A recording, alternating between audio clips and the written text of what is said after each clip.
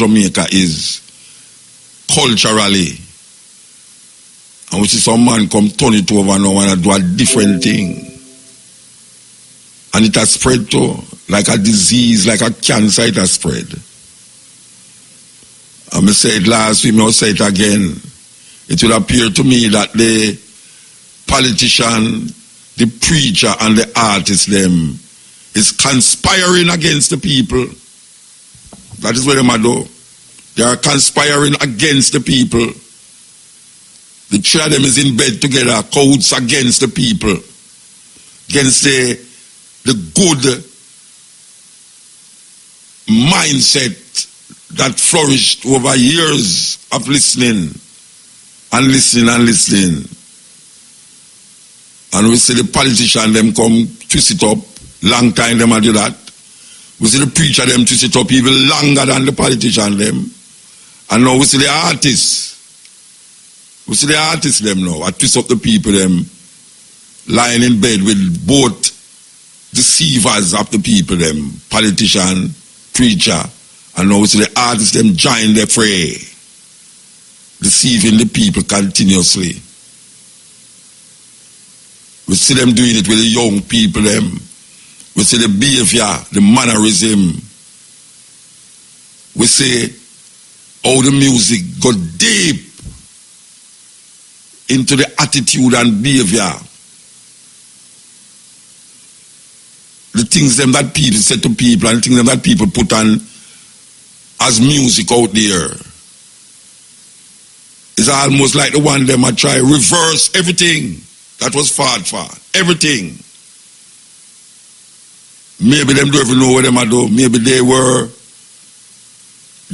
injected with a virus or with a chip that caused them to be very schizophrenic. Today them sing that and tomorrow them sing the opposite. Today them sing that and tomorrow them sing the opposite. Almost schizophrenic. Almost schizophrenic, if not schizophrenic. And the youth them who listen is confused and mixed up. And I'm not taking no blame for it. I'm not taking no blame for it. There's something happening now that wasn't happening before. That is causing so much decadent behavior. And so much disease. Because the decadent behavior come like a disease. And there's more disease now than ever before. And the brainwashing of dirty minds, the brainwashing has gone mad when we look at behaviors now and attitudes. Disrespect and cruelty at the highest level. Young 15, 16-year-old, 14-year-old are kill people mercilessly. Mercilessly. Children get so vicious. That's unbelievable. Men turning against them women and turning against them children. Young men. We're not talking about the whole man, we're talking about young men turning against them children, turning against them girlfriend turning against boyfriend, and every one of them, when you look at what is going on, get injected with that virus. A virus spread. Whether it come through the ear, whether it come through the food, or whether it come through the clothes, whether it come through the education system, whether it come through the church system, whether it come through the music, is one force. One force that lick up the people them head. One force. It just come in different ways. Different manifestation of that force that we are confronted with now. That we who know that African redemption must be a reality. No matter how much diversion take place. It must be a reality. African redemption is a must. You think say all of them man were dead from them years, I was just dead so in vain.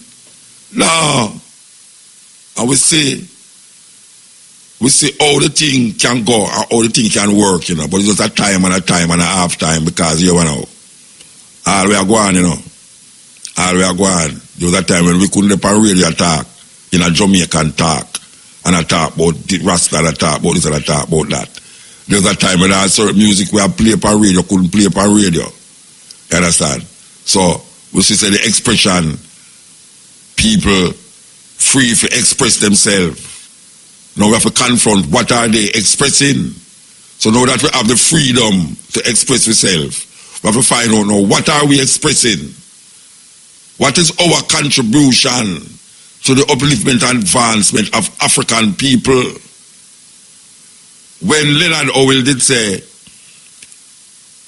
we now have a look upon the King of England as our king. We have a look upon that king, Haile Selassie, as our redeemer. They must show we are sign, they must show we are levels. And now we say the culture and the cultural expression and cultural manifestation is so Americanized and so colonialized that it's seeping away so that we don't even know so it infect we. Because it come up and we so subtle that we just accept it arms because we can't recognize it if you don't know where we're coming from. Every road will lead you there. Any road will lead you there. The greatest weapon in the hands of the oppressor is the mind of the oppressed. Steve Biko said that, and we are reiterating it. The greatest weapon in the hands of the oppressor is the mind of the oppressed. The Council of Nicaea was an effort by Constantine to control the people through military and through religion. Whoever can control your concept of God has a weapon more powerful than any physical weapon, than any sword, any gun, any atomic weapon. Whoever controls how you relate to the unseen presence of God will not only control you, but can control your children and your children's children. So it was at the Council of Nicaea that the Constantine, this emperor, needed to find a way to consolidate his power because the people that he conquered in various parts of the world had different religions, different ideologies. And it was at Nicaea where he brought together these theologians, these scholars, if you will, to hammer out one uniform theology that everyone would follow. And if Constantine could convince people to take Jesus as God on earth and change that he was a human being, then they could take over the control of the Catholic Church and make one. So they invited. And one of the priests was an African known as Arius. Bishop Arius. There's a book called Blacks Who Died for Jesus by Mark Hyman. Gives the story of Arius. Arius now gets word that Constantine knows Arius is coming to dispute this. Because he's saying, how are you going to tell people this? Nobody's going to believe that story. That Immaculate Conception, come on, we know that's written on the walls of Egypt. That's a mythology, that's an analogy. You're not supposed to believe that story. That's a nice story to live by, that each and every one of us has Jesus within us and every birth is an Immaculate Conception.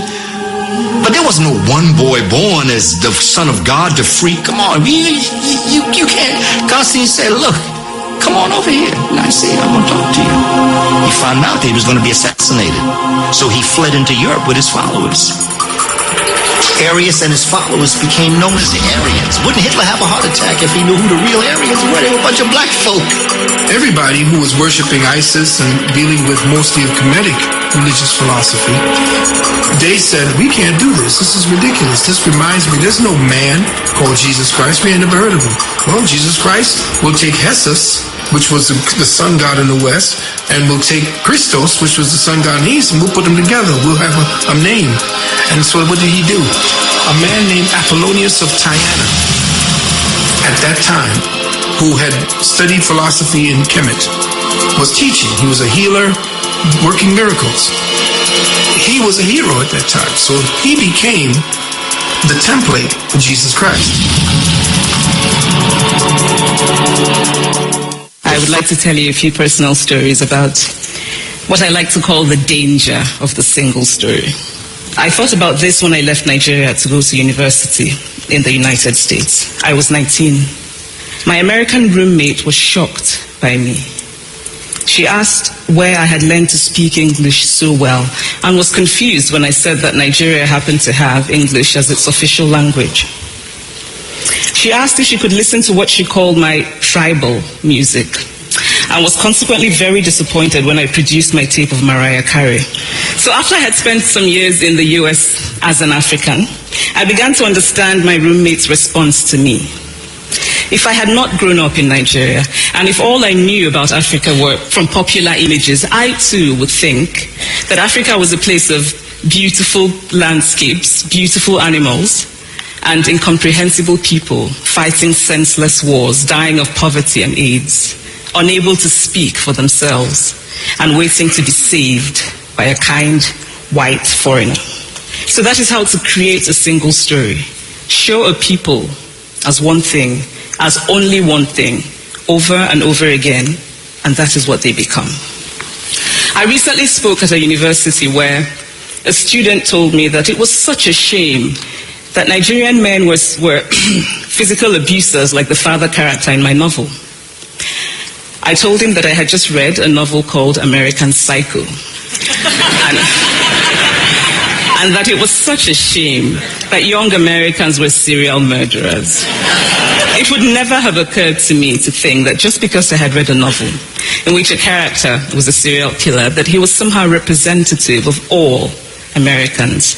And now this is not because I'm a better person than that student, but because of America's cultural and economic power. I had many stories of America. I had read Thailand, Updike, and Steinbeck, and Gateskill. I did not have a single story of America. I've always felt that it is impossible to engage properly with a place or a person without engaging with all of the stories of that place and that person. The consequence of the single story is this: it robs people of dignity. It makes our recognition of our equal humanity difficult.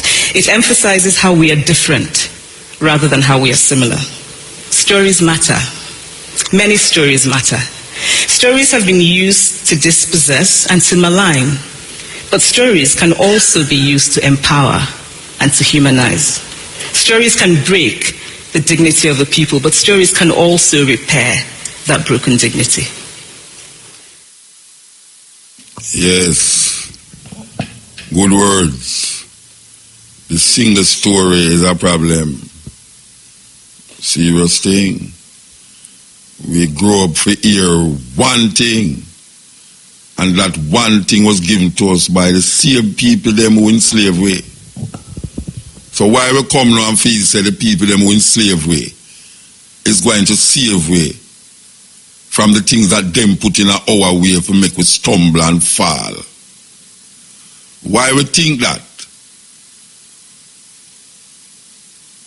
For years, hundreds, thousands of years, these people have put us in a situation where we in the quagmire of filth. Why we think say them going to put something in our consciousness, something to make us uplift and advance ourselves as a people, not as individuals, as a people. How we feel that, how we come to that understanding.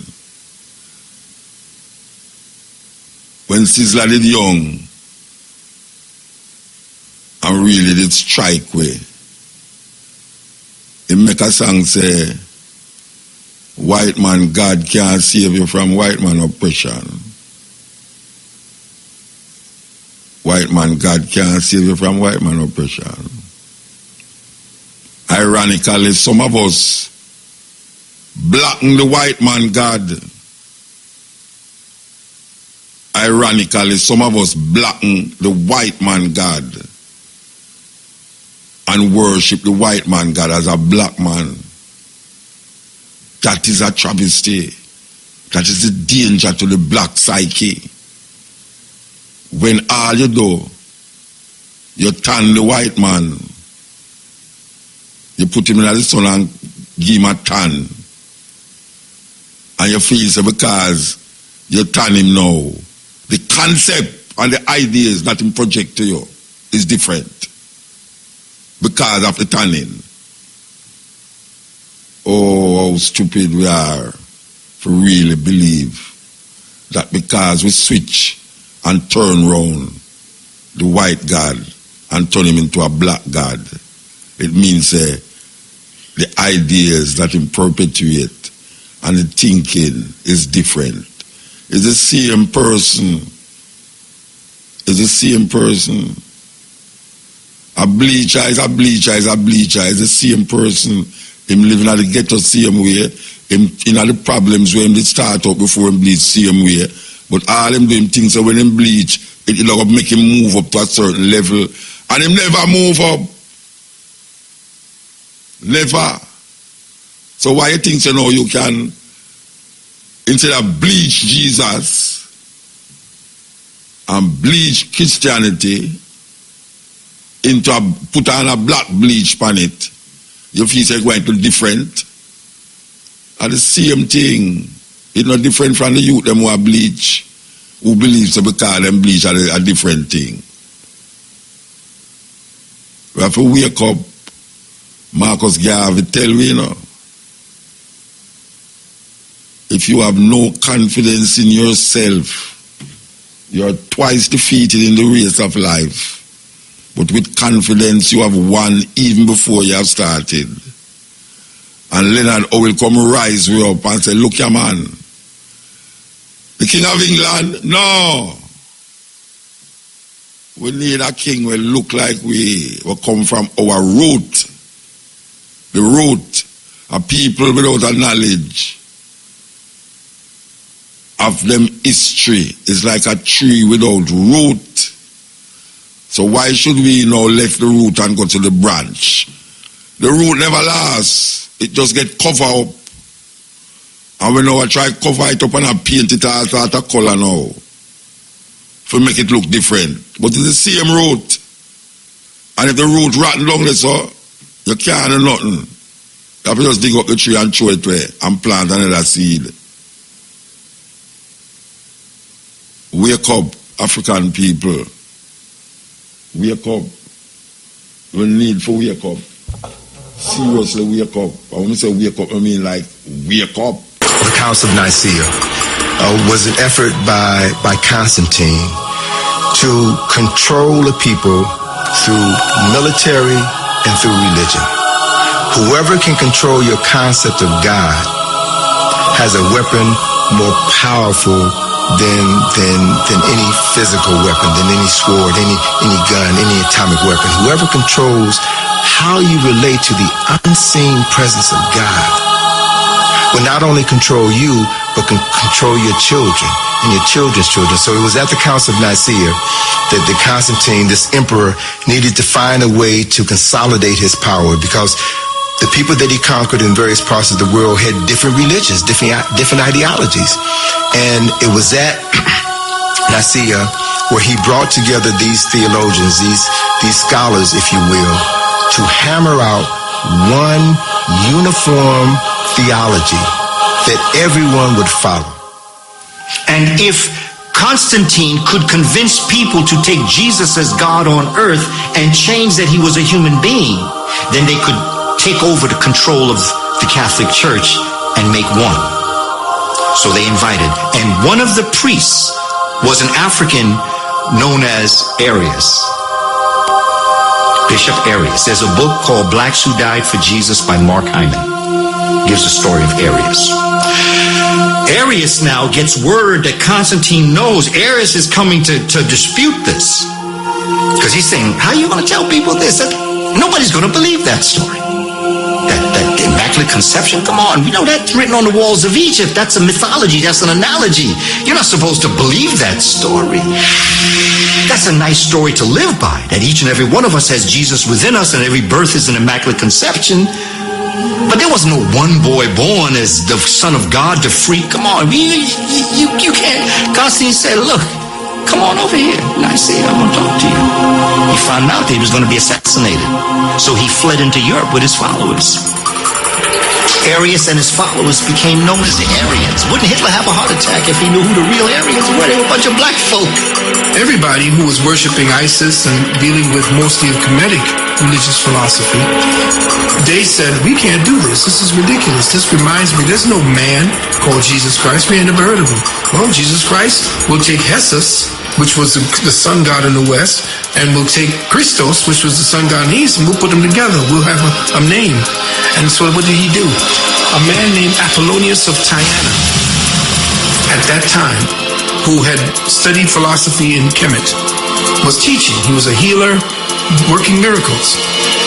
He was a hero at that time. So he became the template for Jesus Christ. I would like to tell you a few personal stories about what I like to call the danger of the single story. I thought about this when I left Nigeria to go to university in the United States. I was 19. My American roommate was shocked by me. She asked where I had learned to speak English so well and was confused when I said that Nigeria happened to have English as its official language. She asked if she could listen to what she called my tribal music, and was consequently very disappointed when I produced my tape of Mariah Carey. So after I had spent some years in the US as an African, I began to understand my roommate's response to me. If I had not grown up in Nigeria, and if all I knew about Africa were from popular images, I too would think that Africa was a place of beautiful landscapes, beautiful animals, and incomprehensible people fighting senseless wars, dying of poverty and AIDS, unable to speak for themselves, and waiting to be saved by a kind white foreigner. So that is how to create a single story. Show a people as one thing, as only one thing, over and over again, and that is what they become. I recently spoke at a university where a student told me that it was such a shame that Nigerian men were physical abusers like the father character in my novel. I told him that I had just read a novel called American Psycho, and that it was such a shame that young Americans were serial murderers. It would never have occurred to me to think that just because I had read a novel in which a character was a serial killer, that he was somehow representative of all Americans. And now this is not because I'm a better person than that student, but because of America's cultural and economic power, I had many stories of America. I had read Thailand, Updike, and Steinbeck, and Gateskill. I did not have a single story of America. I've always felt that it is impossible to engage properly with a place or a person without engaging with all of the stories of that place and that person. The consequence of the single story is this: it robs people of dignity. It makes our recognition of our equal humanity difficult. It emphasizes how we are different rather than how we are similar. Stories matter. Many stories matter. Stories have been used to dispossess and to malign, but stories can also be used to empower and to humanize. Stories can break the dignity of a people, but stories can also repair that broken dignity. Yes, good words. The single story is a problem. Serious thing.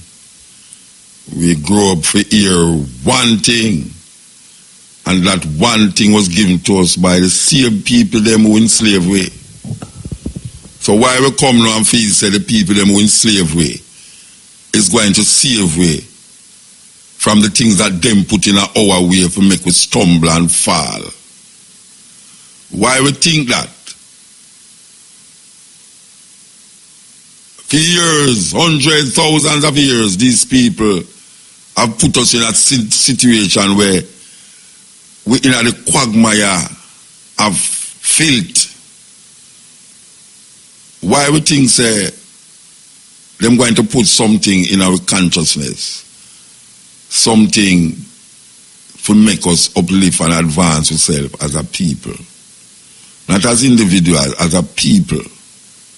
Or we feel that how we come to that understanding. When Sizzla did young, and really did strike way, he make a song say, white man, God can't save you from white man oppression. White man, God can't save you from white man oppression. Ironically, some of us blacken the white man God. Ironically, some of us blacken the white man God and worship the white man God as a black man. That is a travesty. That is the danger to the black psyche. When all you do, you tan the white man, you put him in the sun and give him a tan, and you feel so because you tan him now. The concept and the ideas that he project to you is different because of the tanning. Oh, how stupid we are to really believe that because we switch and turn round the white God and turn him into a black God, it means the ideas that him perpetuate and the thinking is different. It's the same person. It's the same person. A bleacher is a bleacher is a bleacher. It's the same person. Him living at the ghetto same way. Him in the problems where him did start up before him bleach same way. But all him doing things so when him bleach, it'll make him move up to a certain level. And him never move up. Never. So why you think so now you can, instead of bleach Jesus and bleach Christianity into put on a black bleach on it, you feel it's going to different? And the same thing. It's not different from the youth them who are bleach, who believe so because them bleach are a different thing. We have to wake up. Marcus Garvey tell me, you know, if you have no confidence in yourself, you're twice defeated in the race of life. But with confidence, you have won even before you have started. And Leonard will come rise you up and say, look here, man. The King of England? No. We need a king who look like we will come from our root. The root of people without a knowledge of them history is like a tree without root. So why should we now left the root and go to the branch? The root never lasts. It just get covered up. And we now I try to cover it up and I paint it as a color now. To make it look different. But it's the same root. And if the root rotten down there, so you can't do nothing. You have to just dig up the tree and throw it away and plant another seed. Wake up, African people. Wake up. We need to wake up. Seriously wake up. And when I say wake up, I mean like wake up. Household workers have made such a difference in our lives. Show them we care. Nominate your household worker for the 2018 Grace Kennedy Heather Little White Household Worker of the Year Award. Complete the nomination form. Send this along with your 200-word essay to gracekennedy@gkco.com or to Grace Kennedy, 73 Harbour Street, Kingston by November 7. Top male and female awardees will win big prizes totaling over $1 million. Nominate your household worker today. Show them we care.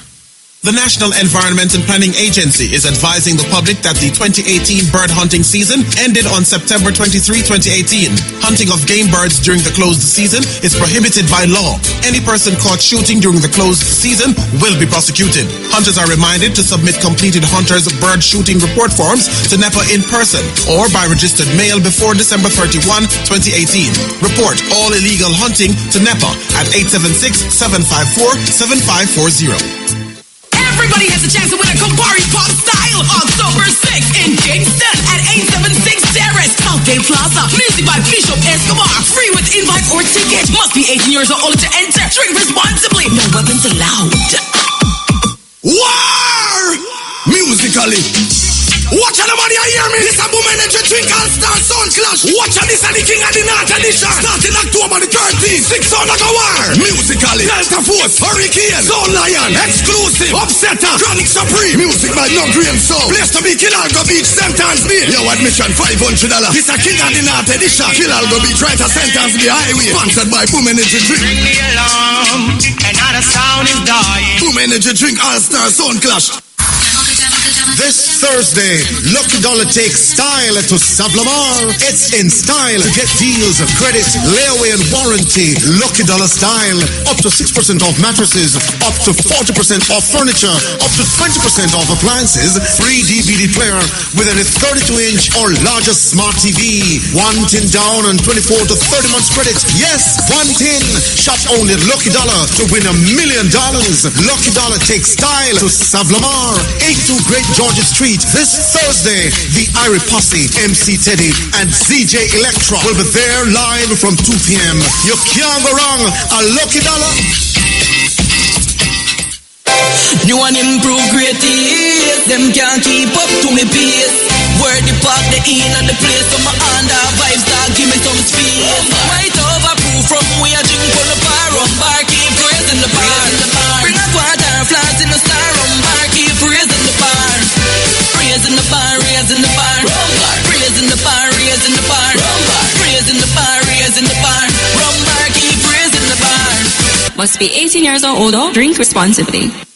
Swipe, swipe, swipe. Michelle, what on earth are you doing? Practicing with my debit card. You didn't hear that Take Style Out is coming up? But see, are you really serious? Kevin, Take Style Out is the biggest sales event of the year. You look like you plan to shop till it drop. The deals now miss me, but with Multilink, I roll with control. True, use what you have. Ah, that's right. With Multilink, I spend what I can afford, not a penny more. I better start practice swiping my Multilink card too.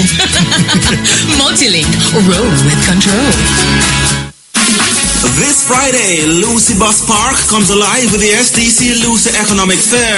Join the IUFM Outside Broadcast crew as we bring you live reports on all the happenings. Lots of excitement, honey taste-off, talent show, best booth competition, live performances, and much more. That's this Friday, IUFM live in Lucy Bus Park, Hanover. The Social Development Commission, building communities, building Jamaica.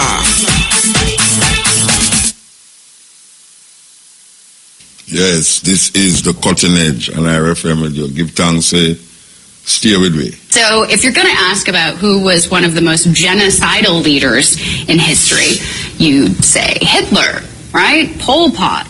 So if you're going to ask about who was one of the most genocidal leaders in history, you'd say Hitler, right? Pol Pot.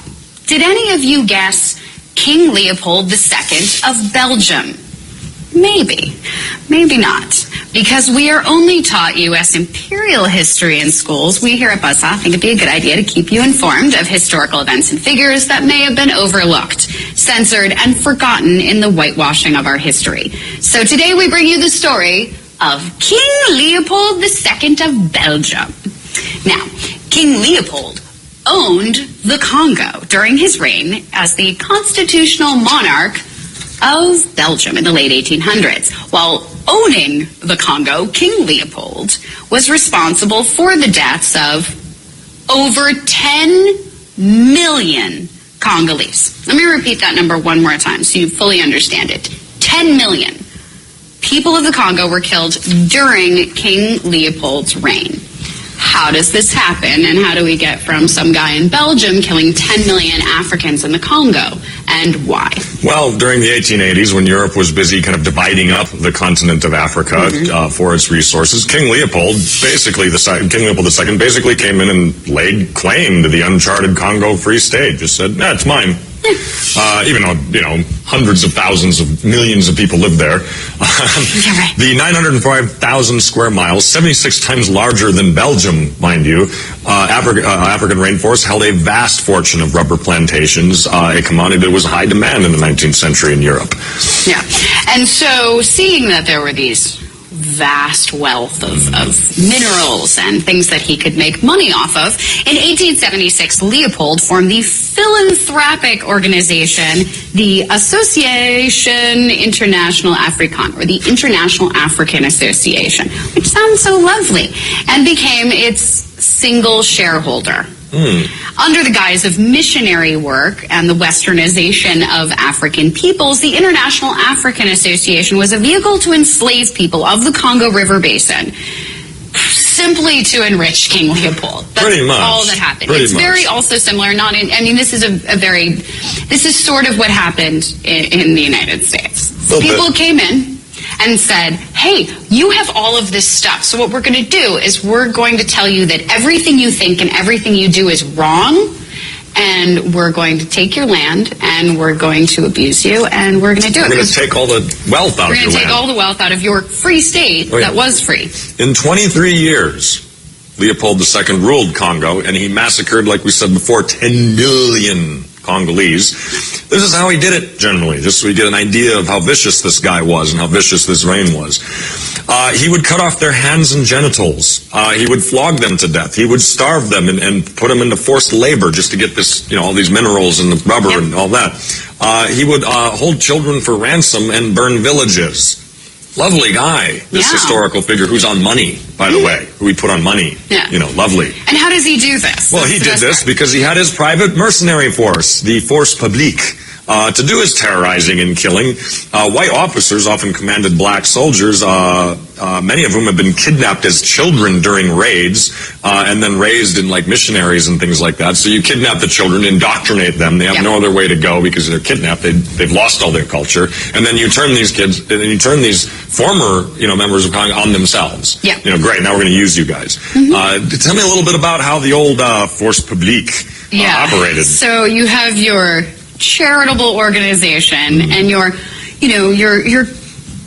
community police force that's just supposed to keep everything in line. One of the junior officers that was part of that had described a raid to punish a village that had protested what was going on with him, and this is what he had to say, quote, "The commanding officer ordered us to cut off the heads of the men and hang them on the village palisades, also their sexual members, and to hang the women and children on the palisade in the form of a cross," end quote. That's incredible. That's just dirty. It turns my stomach at how bad And we're all like, what? Was there how did Africa get where it was? It is today. How does it happen? It's guys like this. Yeah, you didn't learn this in history class. I didn't. No. You're not told these things. You're not told about it. Everything sort of, like you said, gets whitewashed. And I'll tell you why people like this get away with it. Why he isn't Hitler. Why he isn't Pol Pot. Why people don't say, Leopold, what a horrible human being. That's why it's not a common thing with us. And this is how you get away with it. Because Leopold II committed every one of these atrocities over the years while never stepping foot in the Congo.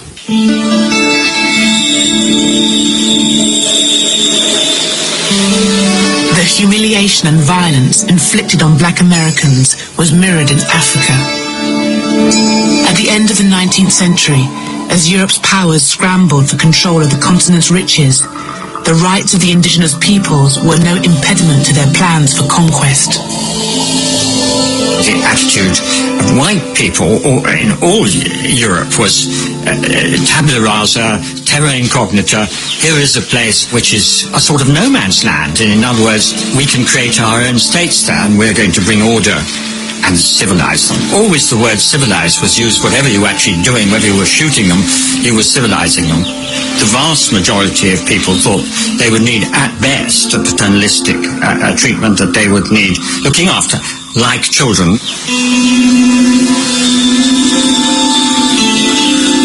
After the Conference of Berlin in 1885, Europeans embarked on a continent-wide land grab.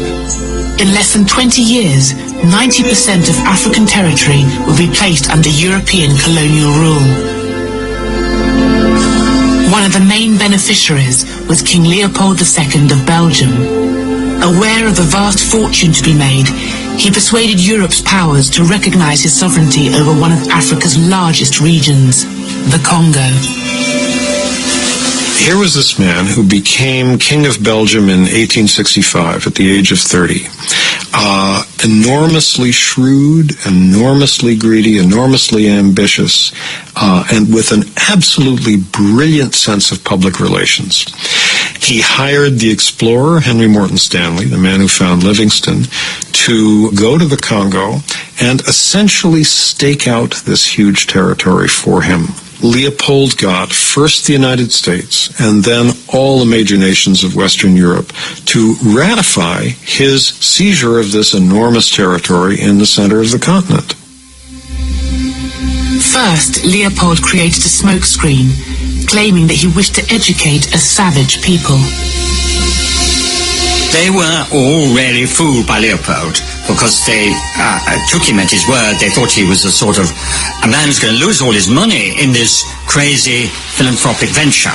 But they didn't realize what he was really after at all, which was to make himself hugely rich by exploiting brown hands and broad backs who were going to carry the wealth of Africa and load it on ships for his own personal profit.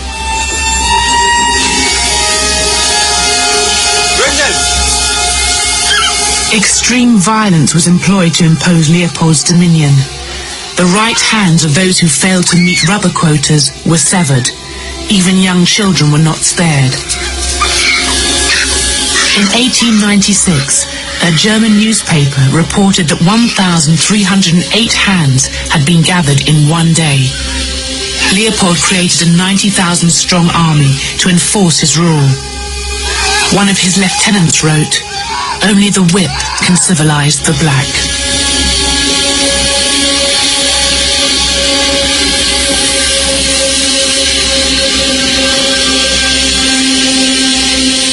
They would go into village after village. The army would seize the women of the village and hold them hostage in order to force the men of each village to go into the forest and gather a monthly quota of wild rubber. And they did this for about 20 years. And you can just very easily imagine if you have a village where the women are all being held hostage, the men are all in the forest as forced laborers for several weeks out of each month. There's nobody to plant and harvest food, to go hunting, to go fishing, to do all the normal things through which a community feeds itself. So from all of these causes, starvation, being worked to death, and most of all from the disease that hit this famine-ridden population, the best estimates are that between 1880, when King Leopold first got his hands on the Congo, and 1920, that in that 40-year period, the population was slashed from about 20 million at the beginning of that period to around 10 million at the end. So an enormous loss of human life.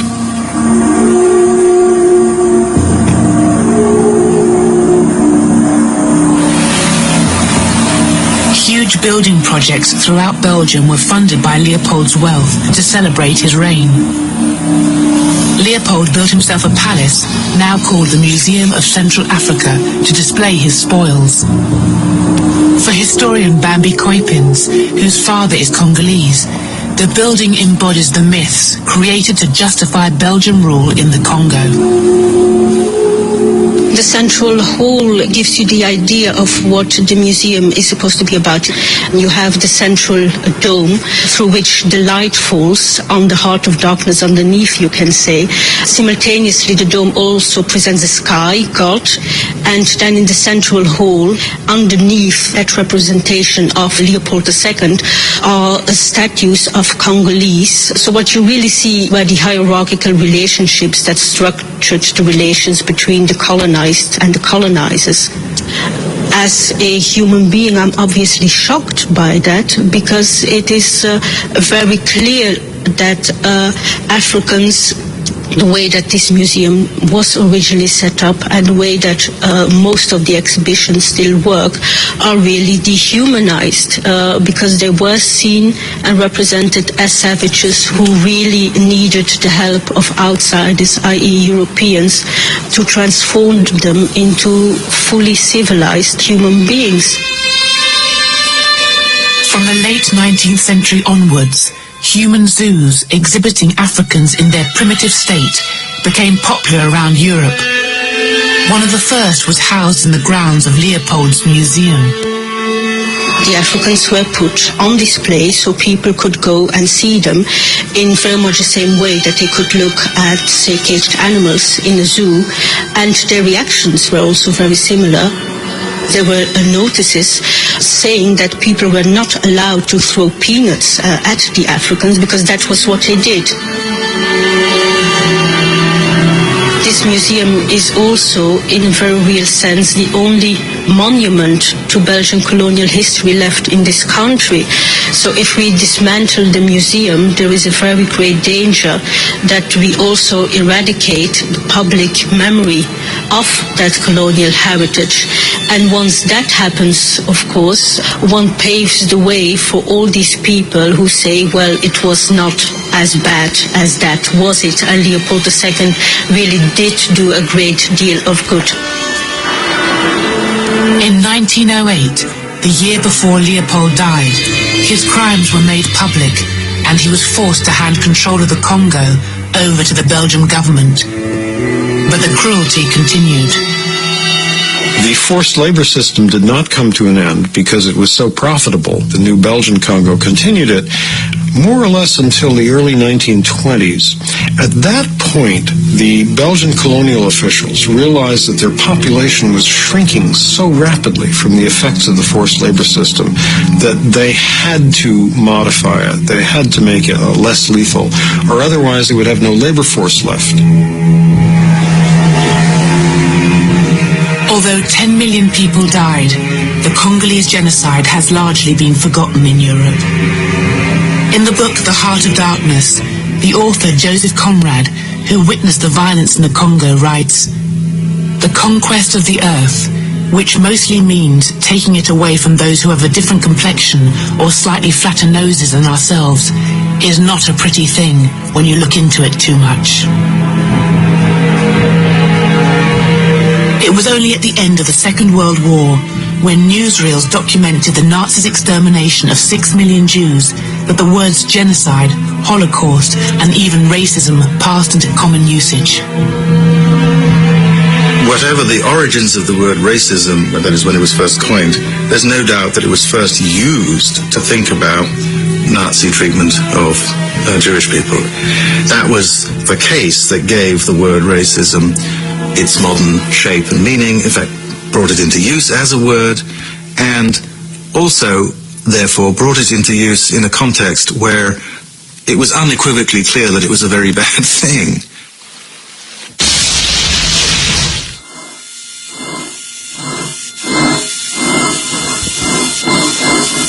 Yes, the time is 12 o'clock in Jamaica. Yes, you know, the question is, how did such a vicious genocidal act in history got pushed under the carpet? Yet still we hear of 6 million Jews that Hitler killed, and we won't forget it. Because the people them who always claim to have been involved in it, not going to allow us to forget it. Because them control the media.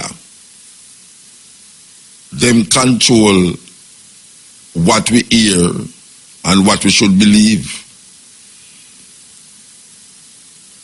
Why would we not make mention that the King of Belgium killed 10 million Africans, and he never go to Africa yet.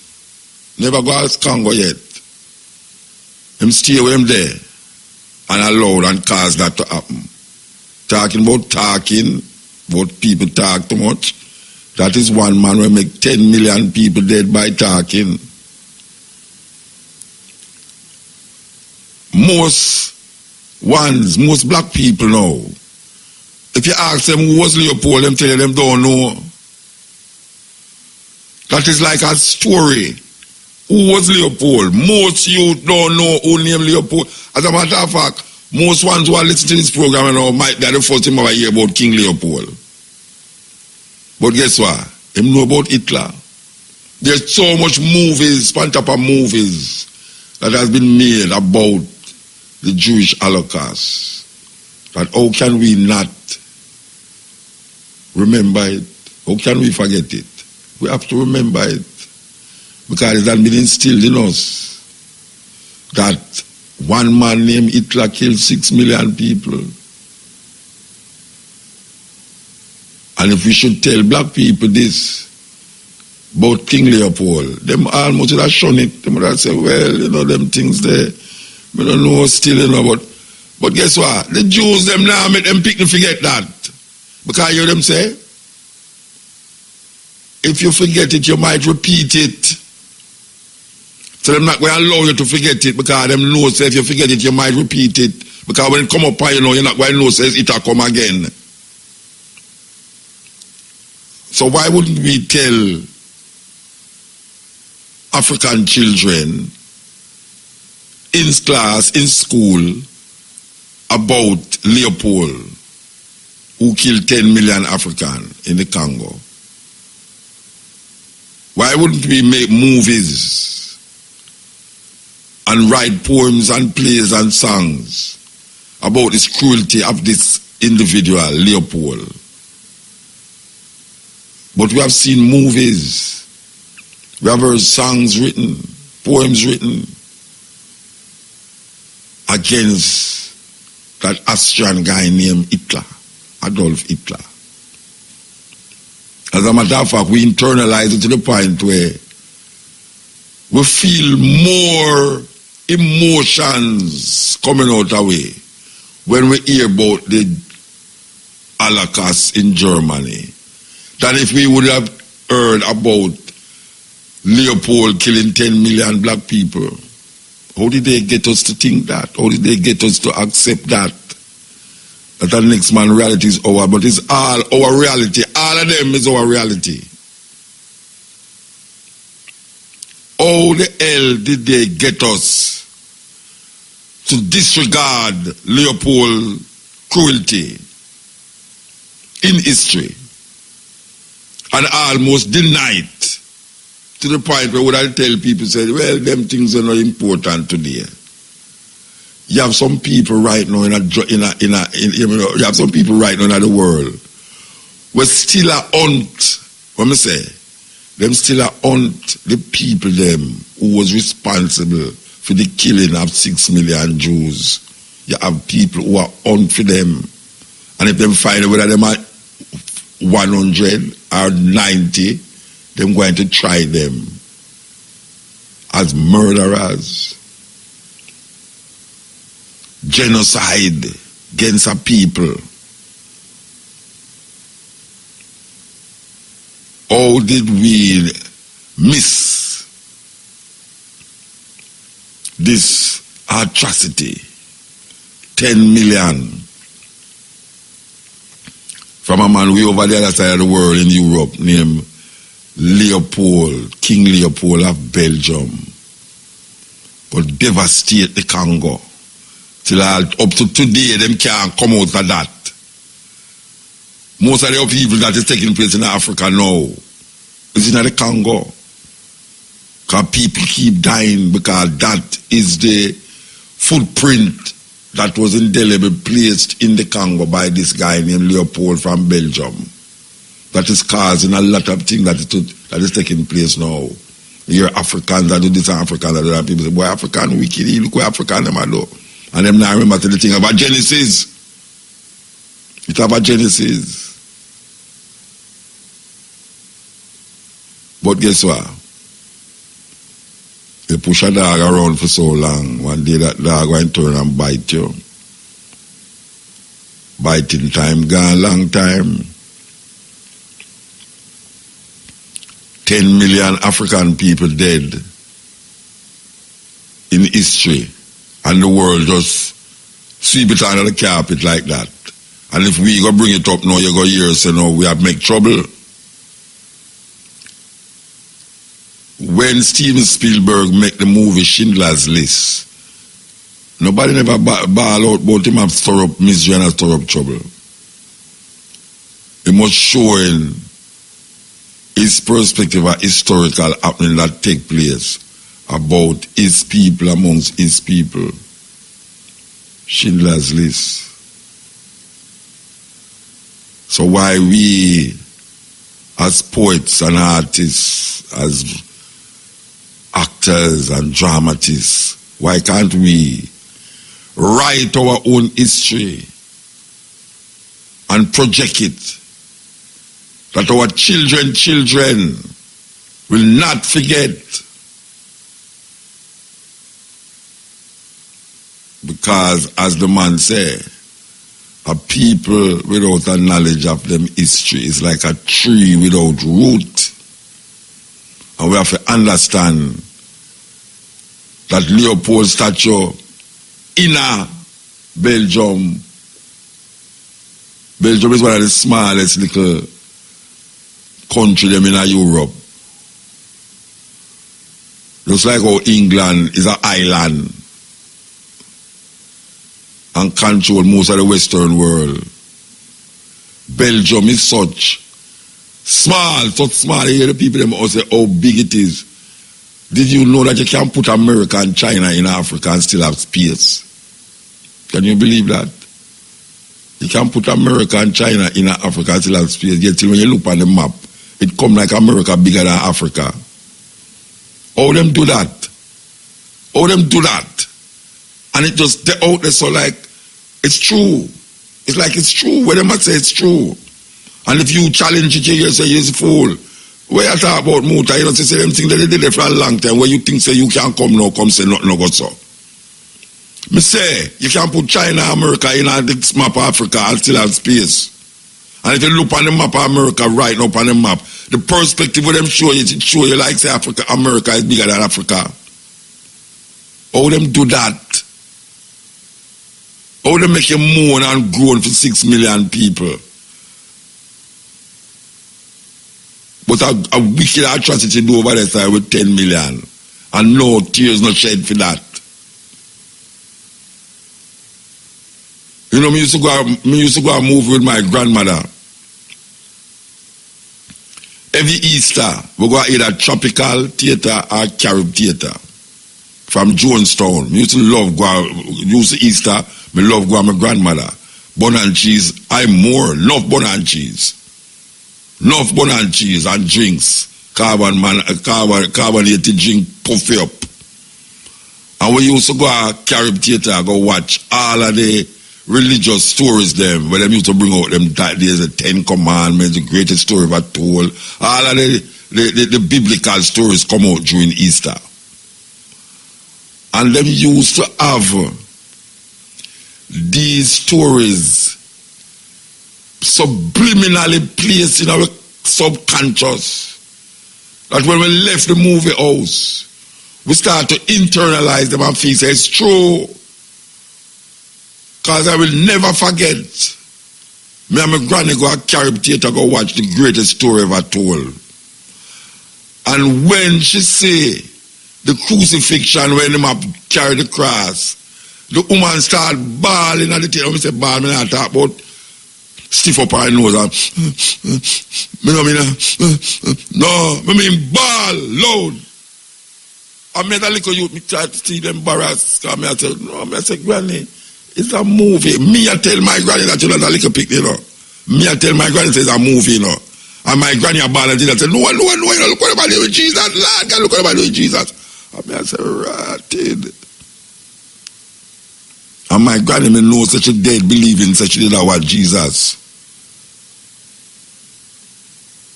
How them get you to do that? Because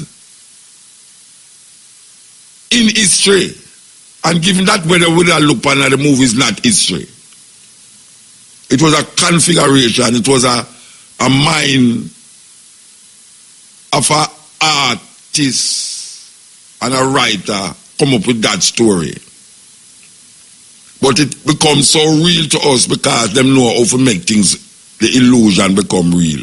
And the thing with black people is that we have so much illusion that we don't know how to use those illusions. We keep it in the illusion, but the only way illusion makes sense is if you know you can use it.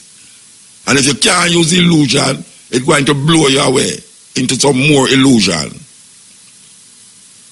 And them get if you actually believe it, that my granny standing on the carrot today and a ball, say, look what them are doing with Jesus. And I know without a doubt, if you go a movie and see a historical man, black man, put it to death in such a way that it's shameful, the emotions which flowed wouldn't be there. Because no, it's not only, this is not only a man now that going to dead upon a cross. This is our Lord and Savior Jesus Christ. So it's a total different emotion, that. Total different emotion. How them get to do that, black people? The emotions that we put out there for 6 million Jews killed by an Austrian named Hitler. Because we don't know of the murders and cruelty that Leopold do in a Congo. We can't have that emotions. And we will never have that emotion because so much things that we know that we want. We don't prefer to forget those things. I don't even know these things that because it don't make no difference in life. But guess what? You have a group of people on earth. Not many of them, but because of them strength, them control a lot of the economy and the finance of the world, especially the Western world. Them control it. Because them never forget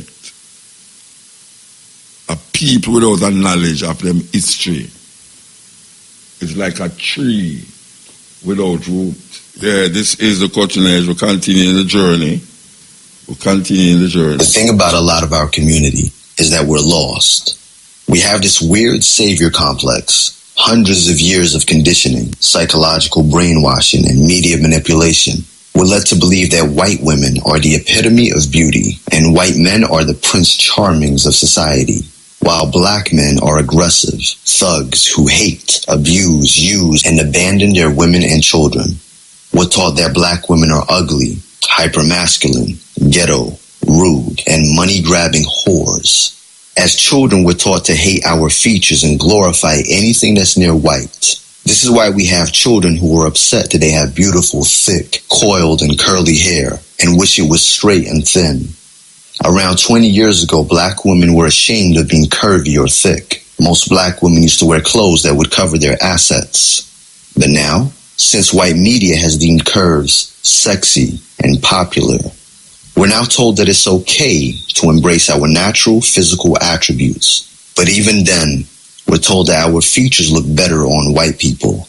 They steal our culture, our features, and then repackage and rebrand them and try to sell it back to us, all while profiting from the very features they taught us to believe are ugly. They steal our art forms and rewrite our history. The system was designed to destroy us from the inside out. Black men think black women are rude and aggressive and would rather a white or Asian woman because they're submissive. But as soon as a black woman is light-skinned and speaks Spanish, she's automatically sexy and fiery.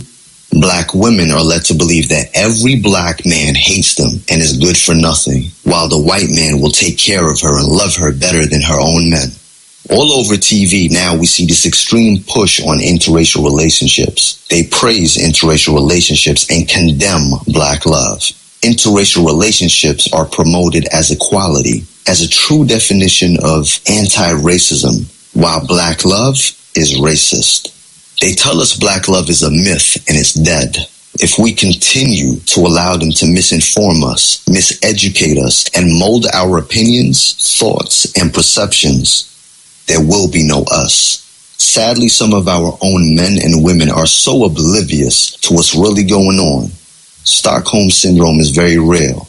I have seen black women defend heinous, disgusting acts simply because the man was white. I have witnessed black men attempt to assist white supremacists in destroying the black woman. Little do they know that without the black woman, there is no black man. Without the black man, there is no black woman. Black men allow white women to disrespect black women. Black women allow white men to disrespect black men. Black men and black women both deny the obvious and apparent fetishization from white men and women and think it's completely acceptable as long as they're willing to get married. Marriage based on sexual lust and fetish. There's also this huge fetish towards mixed and biracial looking babies. And as a man of African descent who looks biracial, I've experienced this firsthand. Our community suffers from colorism, created by the white man, pushed by us. We're now becoming just like our historical and in some cases current oppressors. We're shunning lighter-skinned and biracial people and casting them out of the black community, the same way white people refuse to accept biracial kids. We in turn mock and bully our dark-skinned brothers and sisters, all in the same way racist white people do. We put dark-skinned black women at the bottom of the totem pole. But there are those of us who are aware of what's going on. We're awake, we're conscious, and we see it for what it truly is. Those of us who are not down with the swirl. Those of us who love black women and black men. Those of us who believe in black love. Those of us who know these stereotypes are not true. Those of us who want to see the black community rise and prosper. Those of us who buy black. We also know that not all skin folk are kinfolk. Peace, love, and coconut oil. Make sure you follow me on Instagram and Twitter at Angel. For every $100 of white family wealth, black families only have about $5.04. In America today, for every $100 of white family wealth, black families only have about $5.04. In fact, the percentage of the total wealth owned by black Americans hasn't really grown appreciably since the Civil War. This level of inequality isn't about failing to pull yourself up by your bootstraps. It's a direct result of centuries of racist banking policies and practices that systematically kept black Americans from prospering.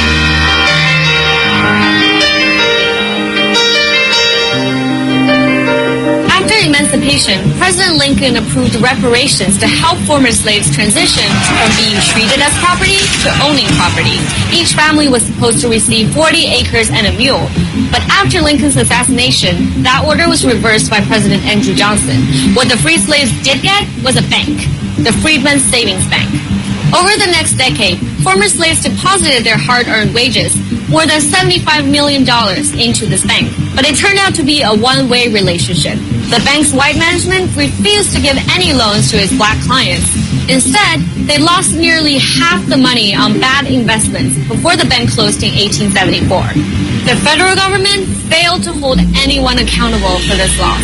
Soon after that, Jim Crow laws were enacted across the South, and owning land became even less attainable for black Americans. In the 1930s, President Franklin Roosevelt's New Deal helped create a new middle class, but it also further cemented the racial wealth gap. With the help of the federal infrastructure, tens of thousands of banks and credit unions were created at this time to issue mortgages that, in effect, all went to white families. During this time, neighborhoods were explicitly zoned to reinforce segregation, and those in black neighborhoods were denied mortgages. These policies essentially helped create two separate credit markets, one of the affluent white suburbs and the other of the black ghettos. This is law professor Mirza Baradaran. She wrote about this history in her book, The Color of Money. The segregation of our banks and our neighborhoods and our mortgage credit, it was a partnership of banks, homeowners who didn't want to live in black areas. It was realtors who wouldn't sell to blacks. It was the market deciding that a white neighborhood was worth more than a black neighborhood. It was the regulators not stepping in. It was the legislature not stepping in. You know, it's not just a clan that did this. You know, it was a full American society. Civil rights leaders recognized the fundamental economic injustice and proposed bold solutions, including integration, reparations, and land grants. But once again, at this fork in the road of American history, the nation took the wrong path. Instead of going forward with any of these radical solutions, President Nixon proposed black capitalism, a series of policies that encouraged black entrepreneurship and asked corporations to voluntarily support black-owned banks. This policy paid lip service to closing the racial wealth gap, but in reality did nothing to fix the underlying problem. Variations of the toothless black capitalism policy have been carried on by every administration since Nixon. So we never fixed our legacy of Jim Crow, white supremacy, credit discrimination, all of these systemic problems, and to put the little Band-Aid on it and say, okay, well, we'll celebrate entrepreneurs, black entrepreneurs. That's not the answer. While U.S. law banned explicit racial discriminatory banking in the late 1960s, racism in the industry is still alive and well. In the early 2000s, federally regulated banks and other financial institutions profited from selling many subprime loans, which charged higher interest to compensate for higher risk of default. Many were designed to make repayments difficult or impossible. These toxic loans were purposely peddled to black neighborhoods. In one lawsuit filed by the city of Memphis, Wells Fargo Bank officials testified that employees referred to minority customers as mud people and subprime loans as ghetto loans. And data shows discrimination in lending was based on race, not economic status. By 2006, higher-income black Americans, including many who could qualify for regular loans, were 4 times as likely to have subprime loans as higher-income white Americans.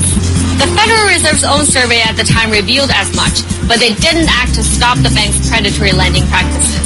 By 2008, the housing bubble burst, and no community felt the consequences more than black Americans. From Jamaica, Queens, in New York City, to Oakland, California, strong, middle-class African-American neighborhoods that saw nearly 2 decades of gains watched them reversed in a matter not of years, but of months. Any way you look at it, that's an absolute tragedy. So surely we've learned our lesson from this tragedy? Apparently not. The Trump administration is rolling back regulations put on the big banks after the 2008 financial crisis. And the subprime loans are being sold under the name of non-prime loans in many communities of color.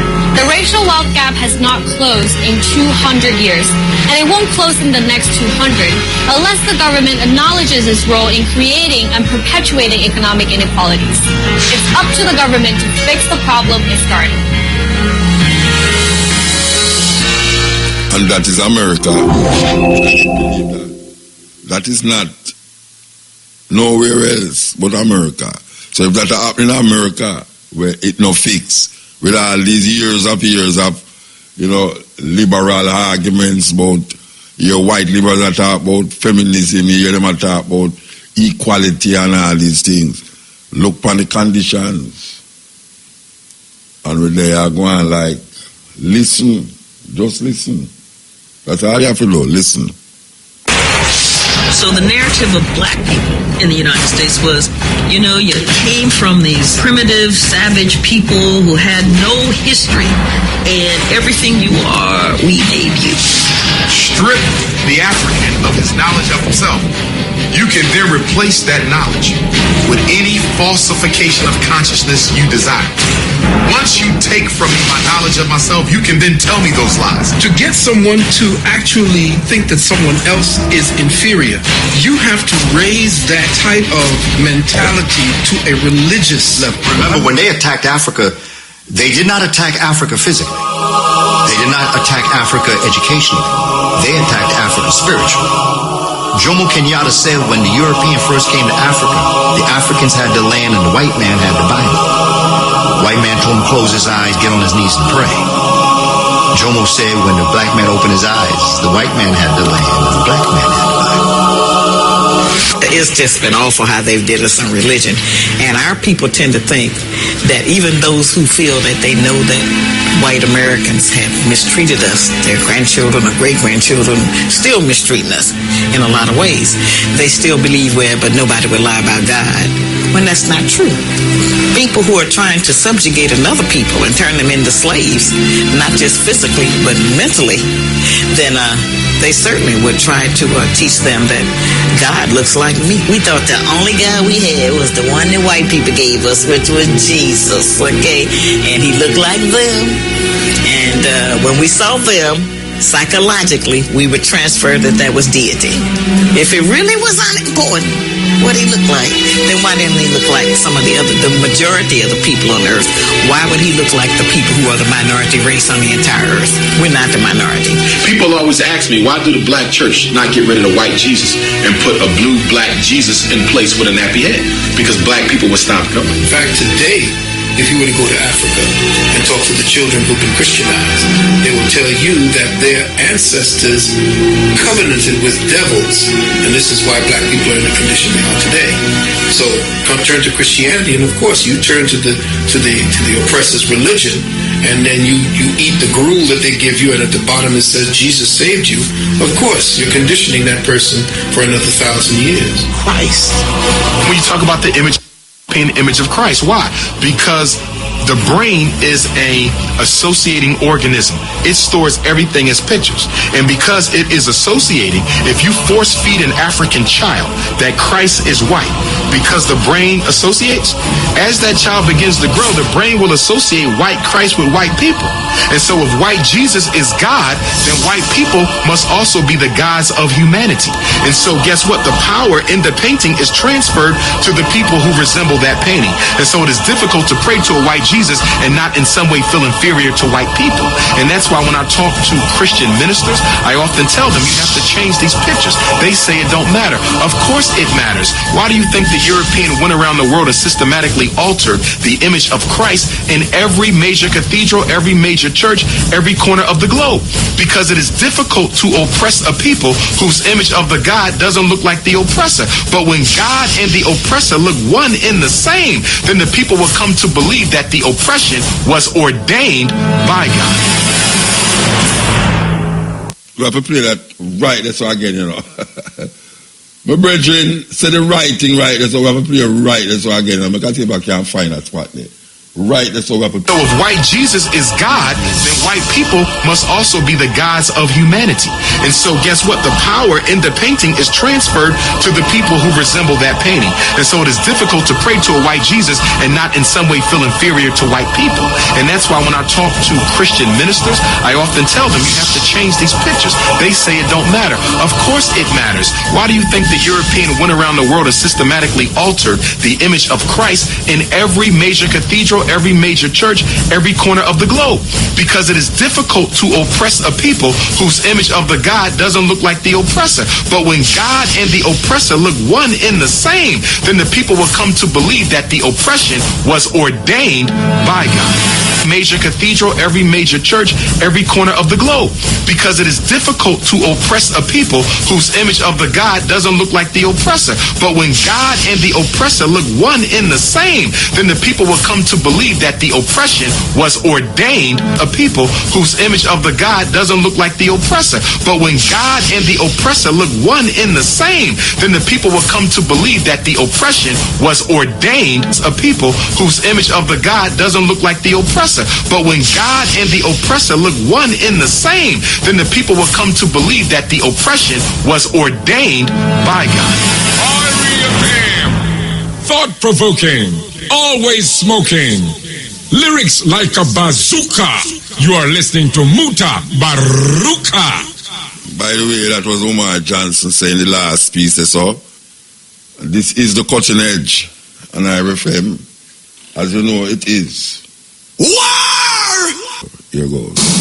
A Chinese national was captured on video insulting Kenyans, and the president is being deported. Liu Jiaqi was referred to Kenyans as, quote, poor black smelly monkeys, end of quote, is being deported this evening. His flight is set to leave the Jomo Kenyatta International Airport at 10:45 p.m. The Ministry of Immigration says he was deported on racism grounds. Hours after his permit for selling motorcycles was cancelled. The Chinese embassy in Nairobi says that the remarks were personal and do not in any way represent the views of the vast majority of Chinese people. Yeah, it's like you are punishing me. It is a clip that has gone viral on social media. Chinese national identified as Liu Jiaqi hurling insults at Kenyans. In the video captured by an employee at his motorcycle shop in Ruiru, he refers to Kenyans, including President Uhuru Kenyatta, as monkeys. This is all the Kenyans, like a monkey. Even Uhuru, Kenyatta. All of them. It's like a monkey. Yeah, sure. The president of this country. Yeah, sure. Liu, who was nicknamed Judge by his employees, brags that there is nothing poor, black, smelly Kenyans can do to him if he fires the employee. Here. You don't care. I don't belong to here. I don't like here. Like a monkey people. I don't like. Talk is them. Smell is bad. And poor. And foolish. And black. Who like them? Why not the bright people? Like the American? Then why are you coming to do business in Kenya if we are poor, we are black, for money? The government was quick to act. Liu was arrested and his work permit cancelled. Through its Twitter handle, the Immigration Department said Liu Jiaqi, a Chinese national who was arrested due to his racism remarks, has been deported. But the move, it appears, was not good enough if comments on Twitter are anything to go by. In response to the message by the Immigration Department, many are of the view that he should have been arraigned in court. Kimani says he was within our jurisdiction and the crime was committed in Kenya, so why didn't you charge him? Kadhungu Kisumba asks, why deport while they jail our people in China? To Eric Barasa, this could be how the Chinese see us. Liu has been working in the country for the past 8 months with 7 other Chinese nationals who were given a permit to sell motorcycles for Sonling Company that has employed 12 Kenyans. Another fact that has angered Kenyans on Twitter is just how he was given a permit to sell motorbikes, something that can be done by Kenyans. In a statement, the Chinese embassy in Nairobi, through its spokesperson, said the personal talk and the personal feeling of this young man does not represent the views of the vast majority of Chinese people. It is not the first time the Chinese have been linked to racism remarks and actions. In July, the Standard exposed the mistreatment and discrimination of Kenyans working for the Standard Gauge Railway, who are not even allowed to share tables with their Chinese counterparts in the restaurant. Kenya and China enjoy good trade relations, but for some of those who interact with the Chinese at a personal level, the relations are totally different. Rita Tinina, KTN News. Yes, I think that happened last week, if I'm not mistaken.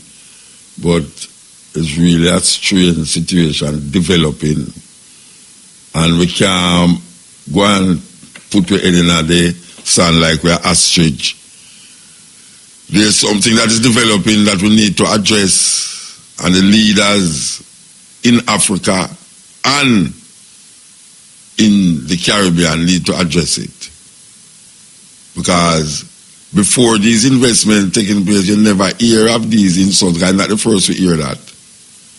You're not the first to hear these things.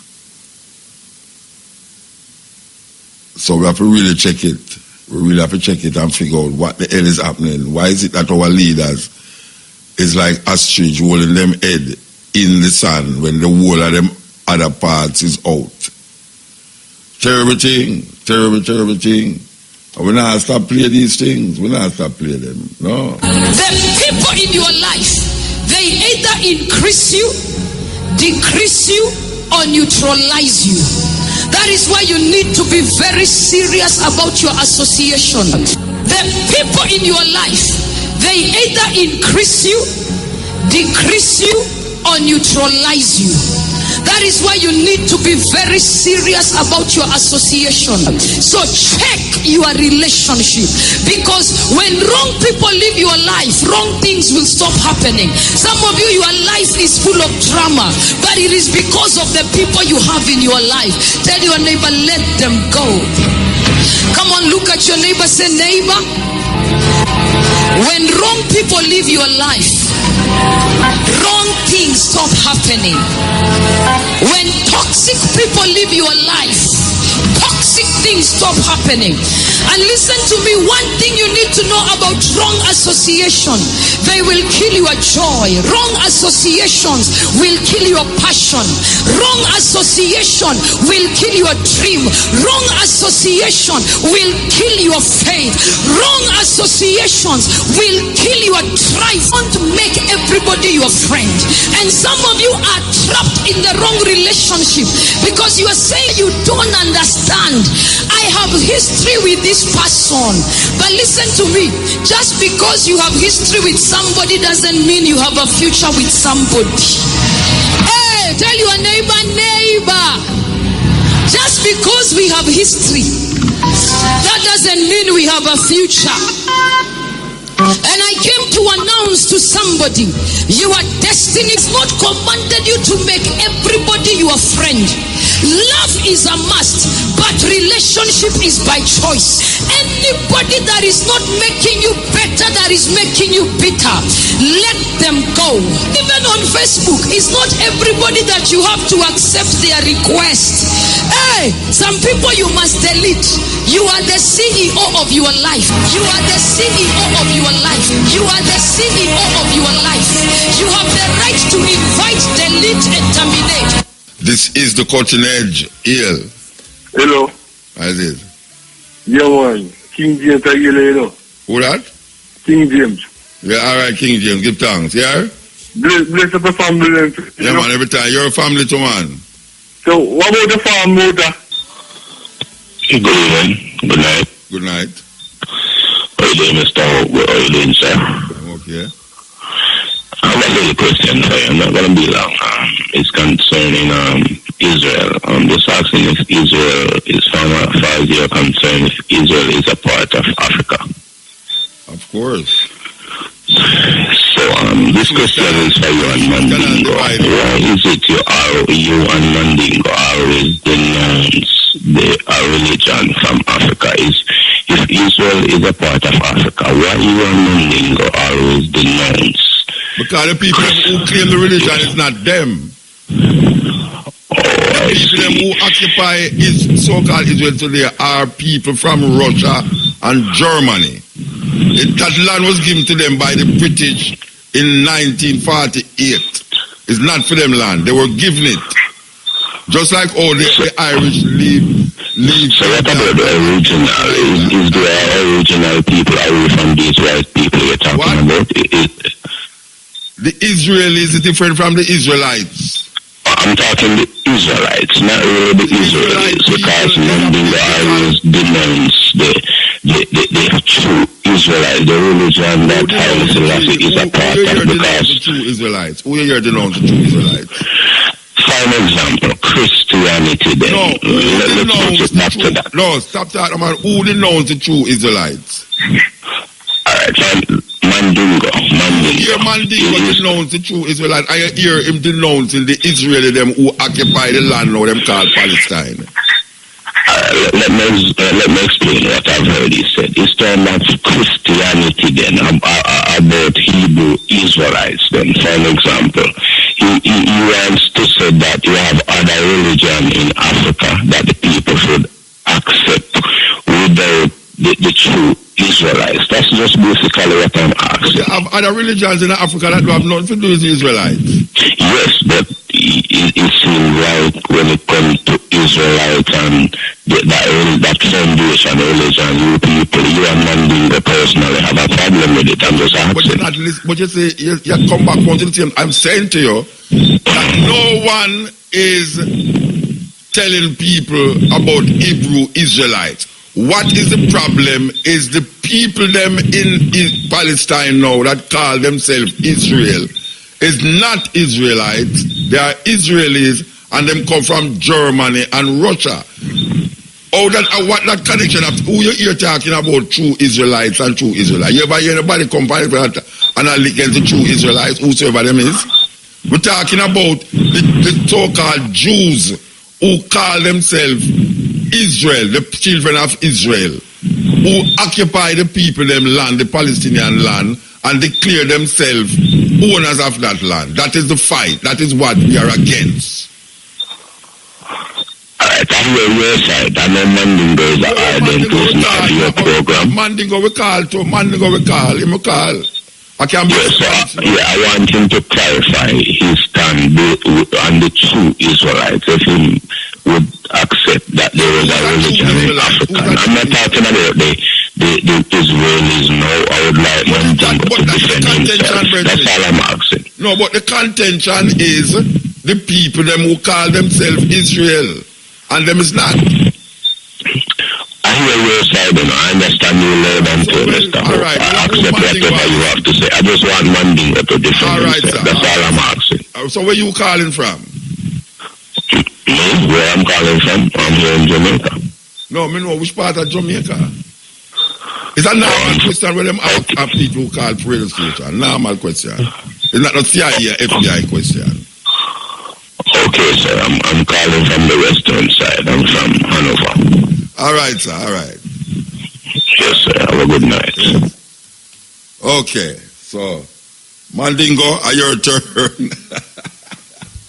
The man so like a judge, a juror, all right, you declare yourself. Who want your Mandingo declare for himself? Mandingo, I hope you listen. That's a weird call, man. But I'll go back to which part. Where did they? This I didn't want to play it, but it's so despicable. All right, you know, so we're going to play it at 12 past 1. I'm going to play this thing.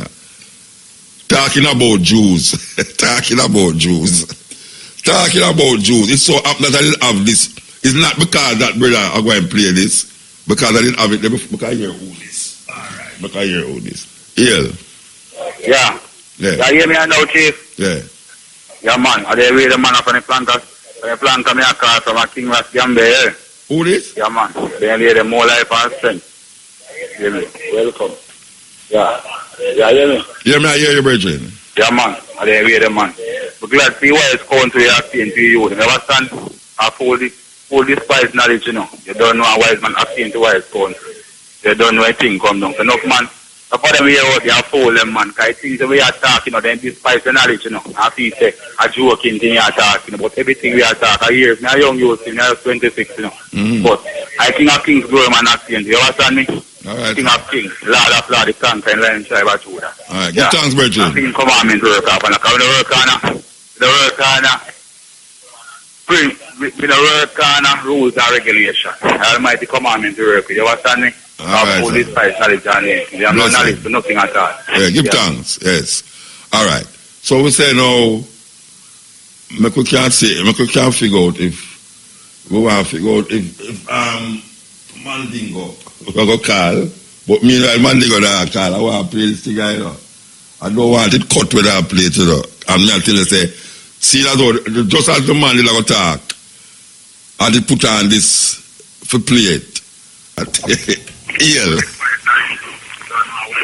Muta. Yes, Mandingo. We are listening, man. We are listening. Declare yourself. Yes, I hear. Declare yourself. I hear who you refer to as the so-called Judge Jura and Ray, you know. Declare yourself. What you said. What you said on my behalf, where I am concerned, is totally true, and I am saying it to all the world to know that what I have always condemned is these Israelis who are Europeans come out of Europe and illegally are on the land which don't belong to them, and also that my African religions existed thousands of years before any Abraham, any Hebrew, or any Jew, etc. And that is my right as an African to practice my original African religions. Yeah. I don't know why I'm thinking you went. I don't know why I'm thinking you went to something different from what I tell him, you know. I don't know why I'm thinking you went to something different. In Vietnam, try divide and rule thing. Yeah. You know what I mean? Because I and I as Africans exist long before Abraham. Long before any Jews. Exactly. So who is any Israelites or any and let us face it too. The word Israel means someone who wrestles with the Creator and wins, which is blasphemous. How can a human being wrestle with the Almighty Creator and win? And the same reason with some students up at the university today. Because some people don't ever realize that the name Israel is a title, which is a blasphemous title that was given to Jacob. That's why I'm called Jacob of Israel. After a trick, we're going. Because remember, say Isaac get blind, and he was supposed to anoint the oldest son, which was Esau. Yes. And the mother did prefer the younger son, kill an animal, put the skin upon the son, and make the son Israel get the blessing. Jacob get the blessing. So it was a trick. You know, but remember the thing with Abraham, with Esau and thing that too. Esau and Isaac. Esau and Jacob. No, man. Ishmael and Jacob and Esau. Ishmael and Isaac. Ishmael and Isaac. Ishmael and Isaac. Exactly. Ishmael, yes. Who in Egyptian one. Some people mythology is the father of the Arabs. Yes. Right. In mythology, Ishmael is the father of the Arabs. Right? The other one is the father of the what them call the Jews and thing.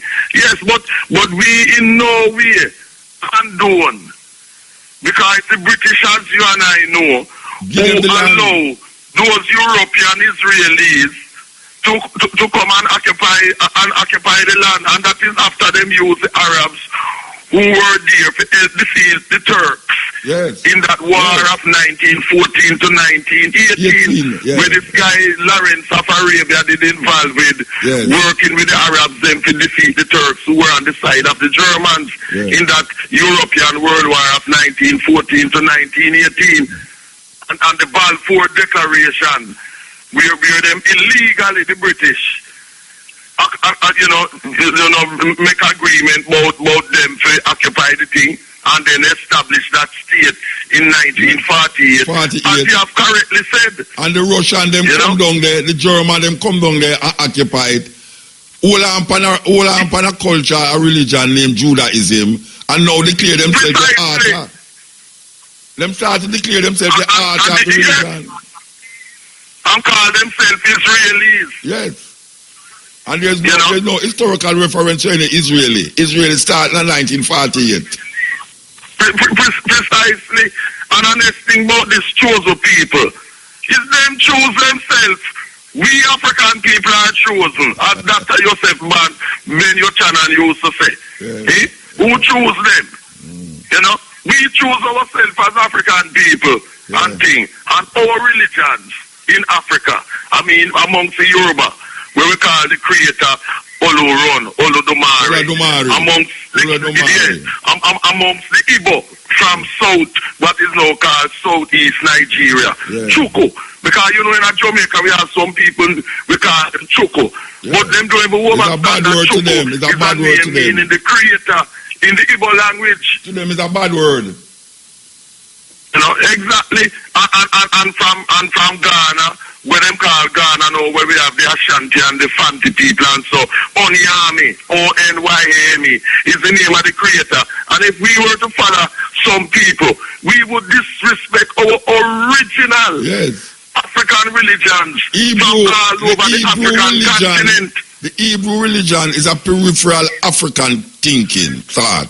The Hebrew religion is peripheral. But the whole of them, including Islam and thing, them use things from our original African religions and thing, and just come on the scene. So why should we go for the carbon copy when we are the original? Wait, let me come up for that little. Because we don't come up for that. That's the way I say, I'm so nice. But you me to know. You got the conference in Ghana. You know that they might celebrate. No. But you hear about the celebration but I know of it. Where Kwame Nkrumah and all of these leaders did have a meeting in Ghana in 1958. Yes. And they are going now to celebrate 50 years after. I think it's 50 years after.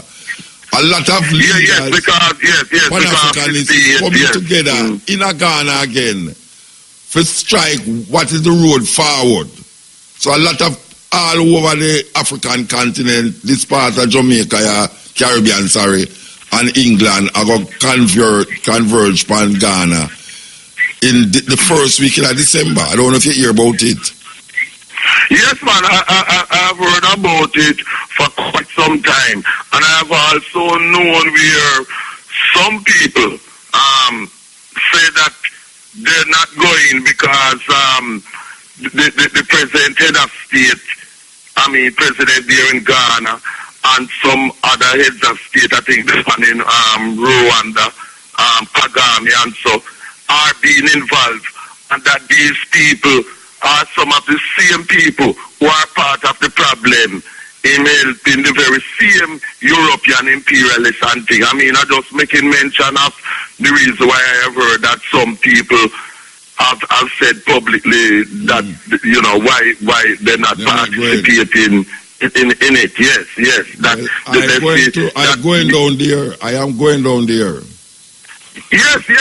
No, that's good. And I'm sure that you will give us a good report of the run-ins where that is concerned, because as you said, is a celebration from that which Kwame Nkrumah, Marcus Garvey's student, Marcus Garvey in 1958.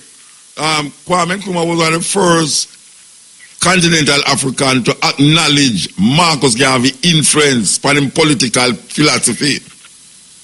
Yes, he said it in his autobiography. Yes. He said that of all the literature that he read, that none has inspired him and influenced him more than Marcus Garvey's, the philosophy and opinion of Marcus Garvey. Yes. Yeah, man, and that is why he invited the mother of Marcus Garvey Jr., Amy J. Garvey, when Ghana became independent, she was invited as his special guest, as one of his special guests, Amy J. Garvey. I know you know because I've heard it. Yes, I wrote that. Yes? No, something just come in a while ago. Yeah, man, yes. And of course, Kwame Nkrumah was also very good friends with the first wife, my mother's Amy Ashwood Garvey. But talking about this country here, England, savage, with that post-Windrush thing, people who came on the Windrush and after supposed to get citizenship from those who came from 1948 up to about 73, thereabout, 71, 73, entitled to British citizenship. But why is the whole bangarang going on about Brexit and thing to leave European Union or not? Savage Javid, the Pakistani, Home Secretary now, sneaking a thing to deny those people who entitled to British citizenship on the so-called grounds that them committed serious crimes, which people have come out and condemned, because that is a racist thing, because it means that people who are entitled to British citizenship as a result of coming on the Windrush and after, up to the early 70s, are being denied British citizenship, and in sneak it in, hoping that people would not notice it. But fortunately, we as watchers found out about it and have taken him to task, because these people must be entitled to British citizenship, irrespective of whatever crimes that they committed, because they have served their prison sentences for the crimes. So that means that you're penalizing the people. And when they have already done prison time for their crimes, no matter what. Yes, so you see this double standard. And you see this Dominican Republic place right beside Haiti, which is racist and which you and I and others have condemned in the past, when, we say it was wrong for Prime Minister Andrew Wonitz give them president award after the racism and murder of Africans continuing with this current Dominican Republic thing. A report coming out that in the Caribbean, the Dominican Republic is the center of child sex tourism. Yeah. Yes, it's the center of child sex tourism, the Dominican Republic. For real, you know. And then we the age and them children them are used. Who? Say that again? No, I can't say. I can bet you say that age and children them is used for that trade. Exactly, because they exploit the poverty and the suffering of the thing. Exactly. Yeah. You know? A sad situation and that is something that we must really keep in the highlight, that there are people who born in the Dominican Republic and because their parents are African from Haiti, denied citizenship of the Dominican Republic. This is something that Andrew Onis should take up at the diplomatic level with the Dominican Republic. Yes. Trust me, them not take up that. They're not taking it up, but we talking about it. Yeah. You hear at the university in England that is now acknowledging them role in slave trade. Yes. And they are willing now to pay reparation. You hear about it? Yes, I have heard of it, and it's just that the name of the university slips. I think it started with W. I look for it, you know, Wilbury or Willsbury, I don't remember. I'm thinking that is some university, Liverpool, or something like that. Yes, you know. Yes. But it is university. Yeah. You know, I've read it. That have acknowledged their role in the enslavement of our African people. Yeah. I'm talking about that in the coming you must also realize too that what Trump going on with in terms of deporting people and so that began with Obama. The mass deportation and that type of thing. It began with Obama. So I'm just continuing that role, and where it go for sure that every USA president, them foreign policy and them racist policy is always the same, whether Republican or Republican or Democrat, you know. I don't know if you see the show that Yardy. I hear about it so much. I hear about it. They have a little screening down here.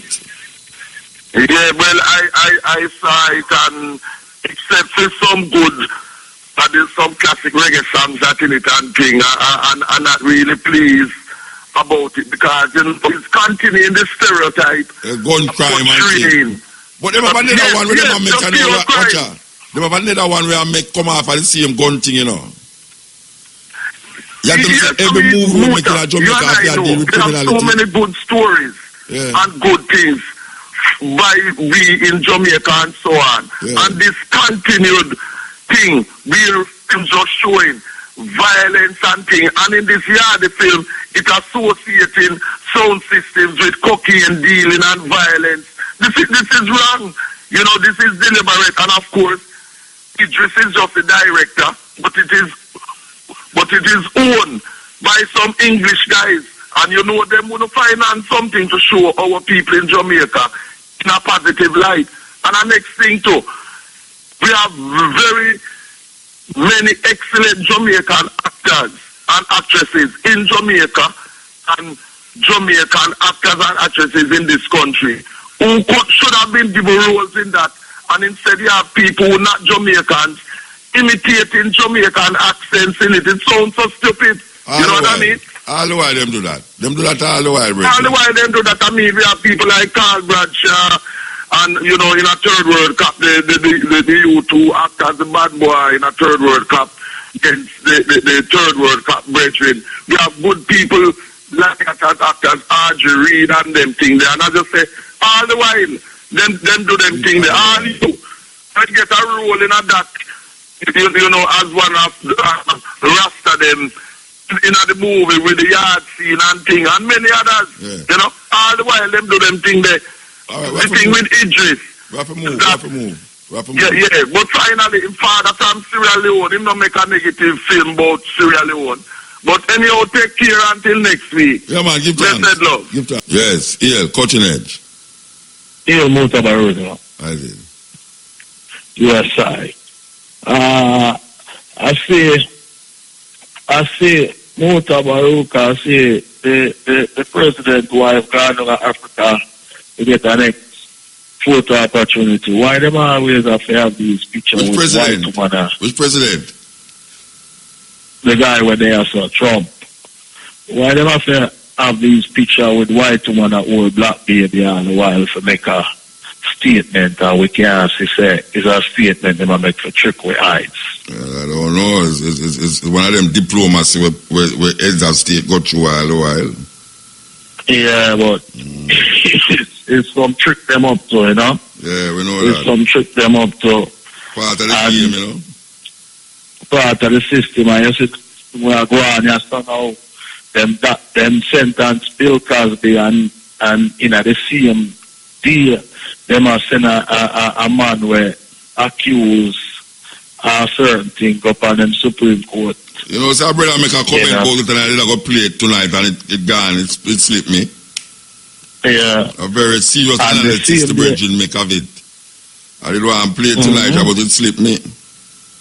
But it's a true thing. Black America, white America, we build you up straight up the sun and let you go and boof when you're black. Yep. Yes. But when you're white, I tell you, the amount of forgiveness. Yeah.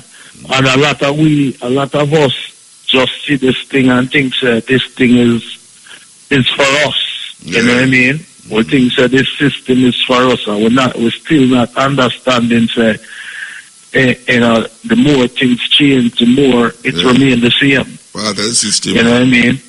The more things change, the more it remain the same, because the same thing what them used to do in a Quartel Pro, them a come back with the same kind of thing for we right now as African people, and we still not understand what we want. You know, and the next thing we will see Aguana Jamaica right now, all these developments. Well, all my daughter grandpicking them have to still pay for them roads and bridges. When the man them who make the deal dead, your great grandchildren will be paying Chinese people from now till God kingdom come on. Yeah, understand. And until we then go and take it, and then we have to then go and make all kind of things for where we have to start talk Chinese, and we have to go can't go there so and can't go there so. Because the Chinese them are dealing with a similar thing what the European them do. You understand? Yeah, in a different way. But them just are doing it in a different strategy. Yeah, different way. But we have to continue to listen to people like you, you know what I mean? And you will keep certain things, in my opinion. Make certain people understand, and Sister Cabo me have to rate her up, see me, big up all Mandingo and them thing there. And them man the people keep certain things in them, because when you put certain things out there, it catch on to a certain people, certain, you know what I mean? And we have to do a start a conversation and make people think. Of course. That's the thing. Conversation is always the priority, man. You know, that's how you start things going. May I make somebody else get the opportunity, but I have to pick up my brethren in the Motor East Kingston, Fireball, Star, everybody, and youth the Motor East Kingston, I have to understand, say, if we continue to kill off on one another way there, when the time comes for we have to fight for our own, we are kill off one another, kill off a strong them, you know what I mean? You can't kill off kill off one another. And we don't even know where I fight for. Yeah. You know? We don't even know where I fight for. But I love Muta. All right. So we have this advertisement you have to play before the program done. And then we want itchy in this thing and we will play from the first call we have criticized me and Mandingo. Where we never even plan to do, but we will play this advertisement. Yes. This is the Cutting Edge. So we're going to play this thing, you know, where For even a man just attack to the next man that way, is like, it's so horrible that a man could even say what he say to the next man. Whether I'm want to say something goes or not, but even him say it. So we're going to play it. Here we go. And, I know you know because I've heard it on your show before. I mean, we steal 100 to 300,000 children a year just here in this country. And we drain their blood and we mix it with a Passover bread. And then we throw the bodies into the slaughterhouses that we own. And we grind up all the bodies in the sausage and the hamburger. McDonald's is one of our favorite outlets. And the people, they eat it for breakfast. They eat their children for lunch. And, as Jews, we gotta do what we do. The most important thing to remember between you, Pastor Wickstrom, and me, Rabbi A.B. Finkelstein of New York, that we both have two fathers, and so that's why we look at the world in two different ways. And we know that there's a massive collision that's going to take place between two forces, don't we? Well, that's what your book says. Our book says that we're going to take over the world. Well, I look at you... You're doing a pretty good job right now. Yes, you've done a pretty good job, but there's quite an awakening coming. And my father, who's not your father, my father Yahweh, who isn't your father, of course, your father is talked about by my father in John 8:44, stating that your father was Satan and that you're the descendant of Cain, who was the first murderer. And you know that's true because you teach it in your synagogue. Well, that's true, but it's not for you Goyim to know. But right now it's too late. It's over for you white race. So that's why I'm speaking so honestly here, to bring it out into the open so that you can see it for what it is. You've been teaching the people real good, but they don't wake up, do they? You don't get a lot of followers, do they? Because you know why? They're scared of us Jews because they don't want to be called anti-Semites, and they believe that we're the chosen people, and so that's why we can do whatever we want to do, and we can get away with it because the white men are cowards, and we go to the synagogue all the time and have some Manischewitz and dance the Hava Nagila. It's interesting. I've told people for years and years, it's not that you Jews are hiding anything. You're coming right out on television, in the newspapers, on the radio, and you're telling the people exactly what you're going to do before you do it, and they're brain dead. Well, we did a good job with the public school system. We got you to put all of your children in there. You notice that the Jew doesn't put his children in there. They go to the Hebrew Academy where we teach them the real things, and then they go to the synagogue and they learn the real important things. But we send your kids to the public school. We even have you tax yourself from your property so that you never own your property. And so if you don't make your property tax, we're going to take your property. You can bet on that. And we have you put your kid in a 12-year babysitting is about all it does because you don't learn anything. And then by that time, the kids, they get to be teenagers, and then we give them the music. Not that we really want to call it music because, oy vey, that's not music. But they listen to that, and then they want to do what they want to do, and so we sell them drugs, and we make a lot of money off your children. Your children from cradle to grave. All we do is make money off of them. Your cattle, your goyim, the human cattle. Mazel tov. It's interesting. Yes, I know what you call us, but you may call me Goyim, but I can call you devil, but I'm going to be calling you a good name because that's what you are. Well, that's true. Now, you see, Rabbi Finkelstein, in your synagogue out there in New York, do you have a lot of infighting with the other Jews, the Orthodox Jews and the other Jews? I mean, is there a lot of infighting for the money out there in New York? I've heard that there's a big inner war going on now with Jewry. Well, we fight a little bit and we argue a little bit. Of course, that's the two most important things we do is complain and get the gelt. And so what we do we're not really fighting among ourselves because we're both going to make a lot of money. It's just who's going to make a little more on this deal and who's going to make a little more on that deal. The bottom line, though, is we have the Goyim. The Goyim does all the work. The Goyim makes all the stuff. He sells it to us for pennies. We're the wholesalers. We're the middlemen. We mark it way up and sell it to the other Goyim on the retail side. There's an old saying in Yiddish that the reason that God made Gentiles is because somebody has to pay retail. It's not going to be the Jew for sure. The Jew doesn't pay retail. It's the Goyim that pays retail. We buy wholesale. Well, that's very interesting. I understand it. But I also know the bloodletting.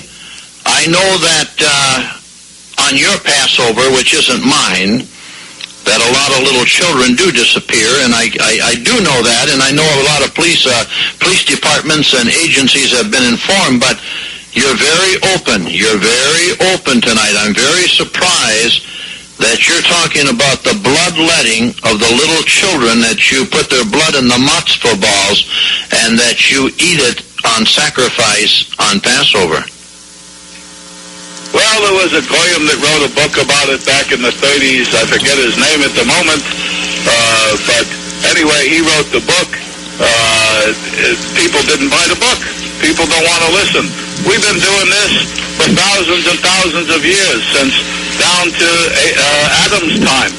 We take the children of our enemy, which is the white race, and we bring them to the basements in the synagogues, where we drain the blood and watch them die there. It's very similar to how we do the sacrifices that we do with the kosher butchering, and so we do that, and then we mix it with the Passover bread, and so we eat the blood of our enemies.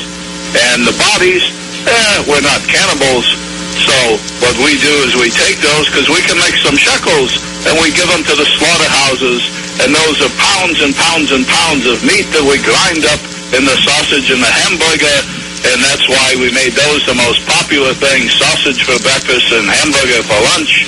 And so all the Goyim out here are really eating their children. And even when we say this outright and tell you people, you don't believe it. So that's your problem. You know, I've got a question, and I yes, it is a problem. But you see, I've always wondered, how did you Jews ever get control of the i.e. Christian churches in this country? It's always baffled me to a varying degree, Rabbi Finkelstein. You have your synagogue out there in New York on the East Coast, but I'm wondering, how did you ever totally get control of these Christian churches who at one time told their congregations to stay away from you Jews? How did that happen? Well, our father Lucifer, the number one thing of all the organizations out there on the earth that we would want to infiltrate and take over of you Goyim, obviously would be the churches. So we attacked them first, and we attacked them most. And we infiltrated the Catholic Church right from the very beginning. Why do you think the Pope and all the cardinals and the bishops wear a yarmulke? The white race never figures this out. And so then we took all your books that had all your scriptures in there, and we burned them. And then we wrote them in Latin so that you couldn't understand them. But we understood Latin because we're Jews and we're smart and we're educated. But you Goyim out there, you never teach yourself. You don't self-teach. You're always looking for somebody else to do it for you. So you wind up being schleppers all your life. And so anyway, 1,000 years later, when a bunch of the white race started to wake up in Europe, and they started to leave the Catholic Church, it was a terrible time because we weren't making as many shekels as we used to. So we had to put a stop to it. So the kings that we had in our hip pocket, just like the politicians in Washington, D.C. today, we paid them off to get you declared heretics so that they would crucify you and kill you. But there was too many of you, and the West was opening up, where the Jews opened up New York and Rio, and everybody started going west to the Americas. And so we had to come up with a plan B. And plan B, we formed the Jesuits. There was a nice boy, Ignatius Loyola, that he started the Jesuits.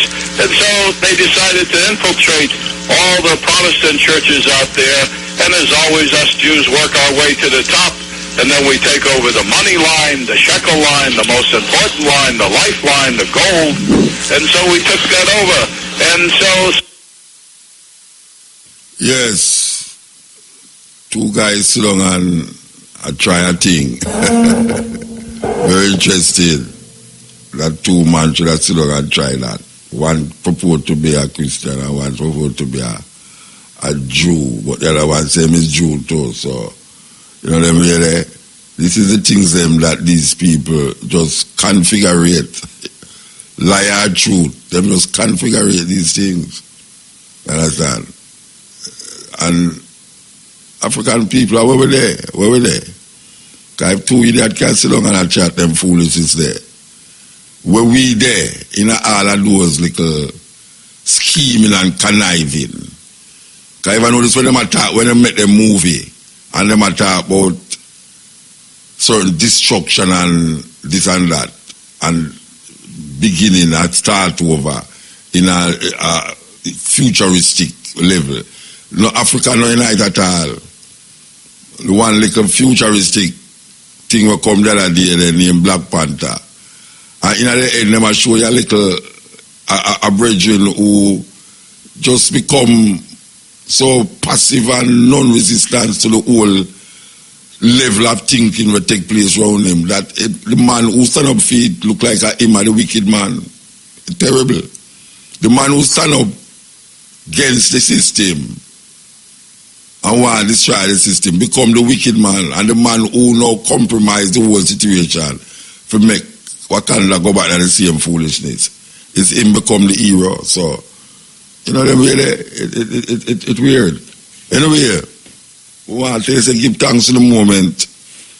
Give thanks to sit here with me. And when we say sit here with me, I mean like, just like when I sit down, I know you are sit down too. And those who are lie down, some people will lie down and vex how them never reach us so. Tomorrow them are going to say, right, you know, so me drop asleep and never ever realize it. I will by the time I watch a movie and I say, boy, I want to see that movie, you know. And me just drop asleep by some wake up, the movie done, the next movie I start. Me vex. Well, I find say something similar. I'm talking about people this thing I know in the night that them really are listening and them just doze out by then wake up.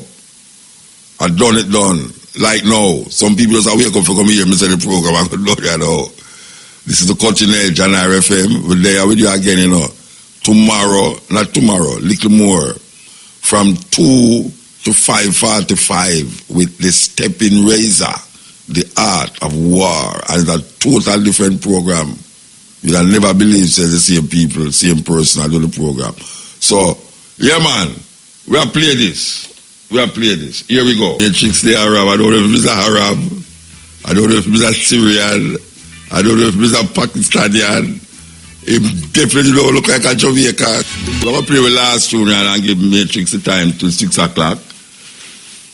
But when I play this tune now, I don't know, Matrix ever hear about Janis Joplin?